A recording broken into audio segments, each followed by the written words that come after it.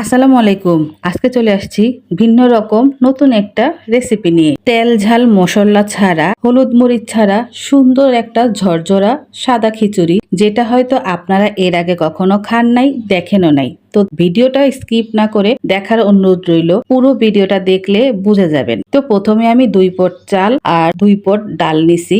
ডালটা আগে থেকেই ভেজে রাখা।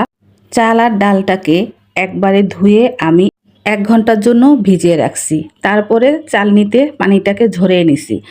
এখন আমি চুলায় দিয়ে দিব পেঁয়াজ আর তেল। তো সাথে দিব কিছু দারচিনি, এলাচি, তেজপাতা আর আদা রসুনের পেস্ট। তো এটা আসলে একটু ভাজা ভাজা হওয়ার পরে মশলাটা আমি দিব। দিয়ে কিছুক্ষণ মশলাটা কষিয়ে নিব। তারপর দিয়ে দিব চাল আর ডালটা। তারপরে আমি এখানে গরম পানি অ্যাড করব। তো দেখতে থাকেন, ভিডিওটা স্কিপ না করে পুরো ভিডিওটা দেখলে বুঝবেন।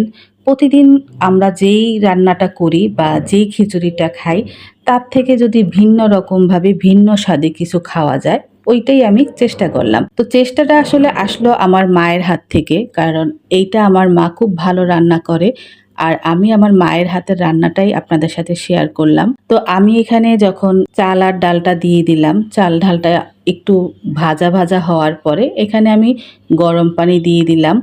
আর এখানে যেই চাল আর ডালটা ব্যবহার করছি, এইটা আমার ক্ষেতের একেবারে নিজের করা। তো এটা যখন দেশের বাড়ি থেকে নিয়ে আসছি, তখনই ভেবেছিলাম যে এই খিচুড়িটা আমি করব। নিজের ক্ষেতের চাল আর ডাল দিয়ে খিচুড়ি করলে অনেক ভালো লাগে।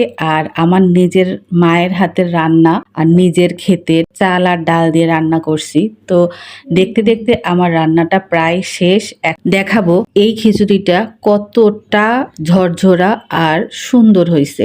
তো সব সময় তো সবাই তেল ঝাল মশলা দিয়ে খান, তো এখানে কাঁচামরিচ দিয়ে আর হলুদ মরিচের গুঁড়া আরো মশলা বাদে যখন সাদা সাদা খিচুড়িটা করলাম, সবাই তো খেয়ে আলহামদুলিল্লাহ খুব ভালো বলছে।